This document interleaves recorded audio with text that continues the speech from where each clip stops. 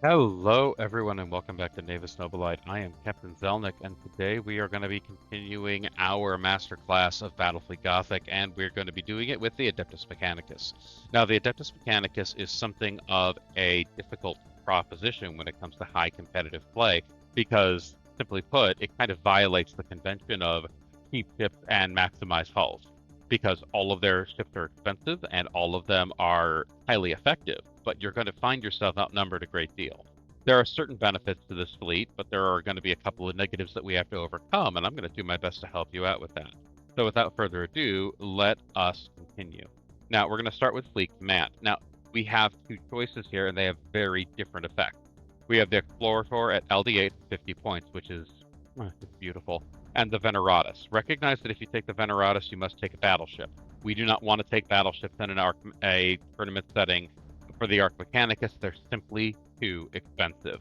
So the Veneratus is simply out. Now, when you take one of these guys, you get to pick a option in the Gifts of the Omnissiah. Now, nominally, these are rolled randomly. However, you get to pick one and then roll again for it. Now, let's look at these options.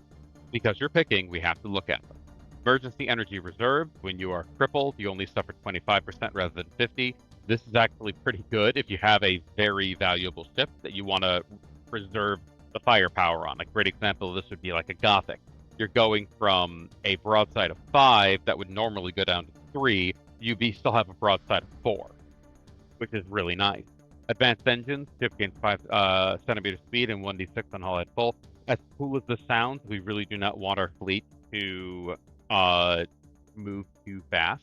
This would be great if battleships were viable, because then they would be able to move alongside our cruisers. But regrettably, this really isn't a good option for the way we're building it. Repulsor shielding. Ignore all effects of having blast markers or gas clouds in contact with a ship's face, as it applies to leadership, movement, repair critical damage. Okay, this is not bad.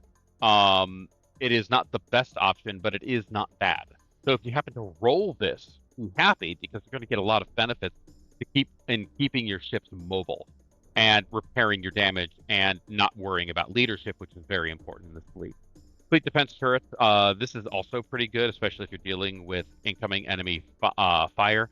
It's not the best, because broadly speaking, if you keep your guys nice and concentrated and in a good formation, like most Imperial Navy ships, you're going to get a good amount of turrets as it is.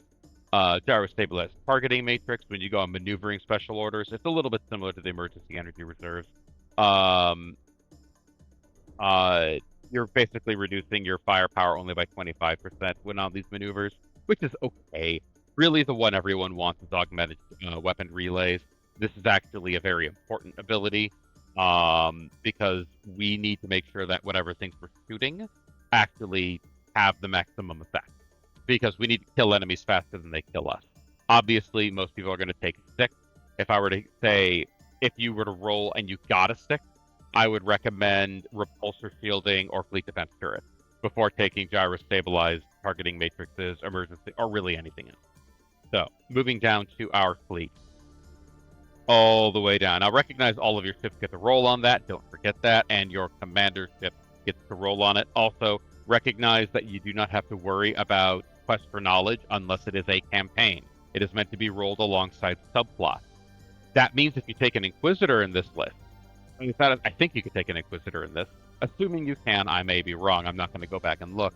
You will have to roll for it, because if you activate effectively subplots, you must roll for the Quest for Knowledge. If there are no subplots, there are no quests for knowledge. So bear that in mind. All right. Now, when it comes to one important thing, you do not have access to rerolls. You have to purchase them. It's not very cheap. Your first reroll is 50, and your second reroll and 2 rerolls is 125. So they're very expensive. Now, into the actual ship.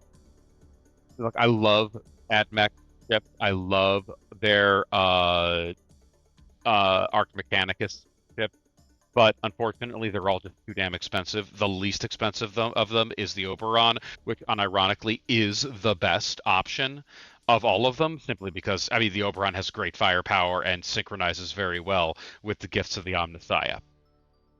Now, moving into your standard cruisers. As you can see, we have access to the standard Imperial layout of standardized cruisers. They're all effective, but you're really going to be focusing your efforts on the Dictator, the Gothic, and the Lunar. This is because, generally speaking, they are your bread and butter, and the benefit of the Tyrant kind of goes away because anything can take a Nova Cannon. Now we do have these light cruisers here. Unfortunately, in the scenario that we are presented with the AdMech, these guys just don't get the benefit of the rest of the rules of the fleet in a really appreciable manner. So we really actually kind of want to focus on the ships that we get the most bang for a buck out of.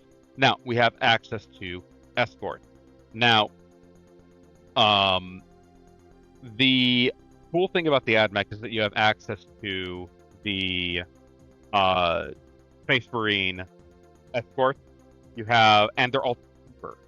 So the Nova's only 45 instead of 50. The Gladius is 40 instead of 45, and the Hunter is only 35 instead of 40. These are definitely viable. I would always take them over the Imperial equivalent, even if they're cheaper, simply because they're better. You get a point.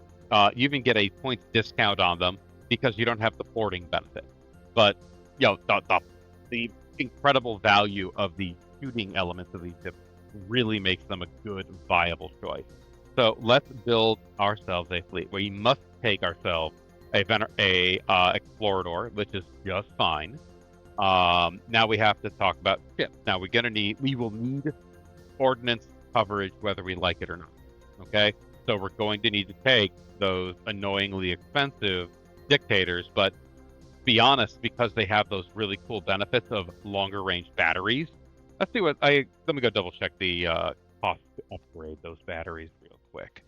I have to scroll all the way up. Weapons of the AdMech.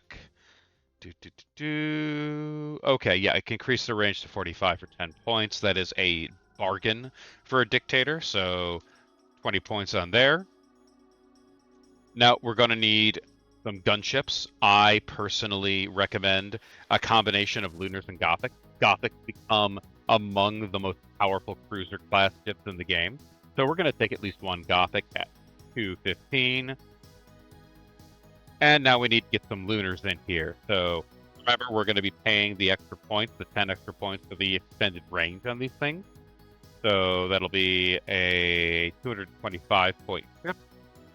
Okay, we're at 245. Now, what we have now are 5 cruisers. And we have remaining a significant amount of points. My brain is a little bit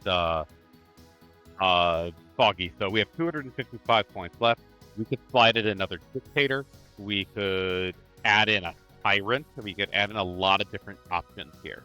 But at 255 points, we could also slide in Escort, which is not a bad idea. But, I think what instead I'm going to do is going to add in another Gothic. Give us 6 ships. We're sitting here with 40 points to spare. Let's see if we can find a place to spend it. Oh, right. Nova Cannon. Give those Lunars a pair of Nova Cannon. Kaboom. So right now we have a 6-ship spread. It's a little bit smaller than an Imperial equivalent, but what we have is a good, solid front line. We have 2 Nova Cannons, which is basically the minimum for a competitive list, and we have the capacity to cause a great deal of damage if we so desire to do so. So, there are a lot of other ways you can make this competitive. Like I said, you have that 255-point block that you could throw into escorts. You can throw it into light cruisers if you really wanted to. You could take a pair of Endeavors if you really desired it. You could take a couple of. You could take one Defiant, but I would not bother because you already have your Dictators, and they're so much better. Also, those Nova Cannons can go on any ship in the fleet. I would not put them on the Dictator. You really want that power of reload double ordnance, which is always what you want on a carrier. So, you can put it on the Gothics, you can put it on the Lunars. If I were the one to pick, I would probably put them on the Lunars.